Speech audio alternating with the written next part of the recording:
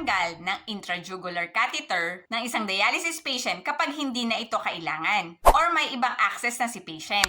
Ang intrajugular catheter ay diretso sa inyong puso. Ito ay ginagamit ng mga dialysis patient upang malinisan ang inyong mga dugo at matanggal ang toxic product sa inyong katawan. Kapag may bago ng access si patient or hindi na kailangang i-dialysis, maaari na itong tanggalin as per doctor's order.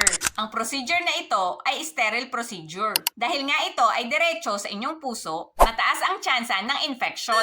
Kaya't napaka-importante na ma-maintain ang sterile field. Kapag tatanggalin na ang inyong IJ catheter, unang dapat gawin ay i-identify ang patient through wristband or kung wala ay tanungin ang kanyang pangalan. I-check ang order ng doktor kung meron na itong order na ito ay dapat tanggalin. Sumunod ay maghugas ng kamay at i-prepare ang mga gamit. Linisan ang catheter at ang paligid nito ng betadine bago tanggalin. Ang pinaka-importante ay ang i-instruct ang pasyente na huminga ng malalim habang tinatanggal ang kanilang catheter. Kapag natanggal na ito, i-make sure na kompleto ang pieces nito at masiguradong walang naiwan sa loob. Mag-apply ng pressure dressing 20 to 30 minutes until tumigil ang pagdurugo. Kapag naampat na ang dugo, ipak ang sterile dressing at ikip ang pressure dressing sa site na tinanggal. I-educate ang pasyente na iwasan munang tumayo within 1 hour at obserbahan kung may pagdurugo dito. Dahil naniniwala ako na napakahalaga ng mga tamang impormasyon lalo na kapag bago ka pa lang na nagdadialysis. I-comment mo naman dyan sa baba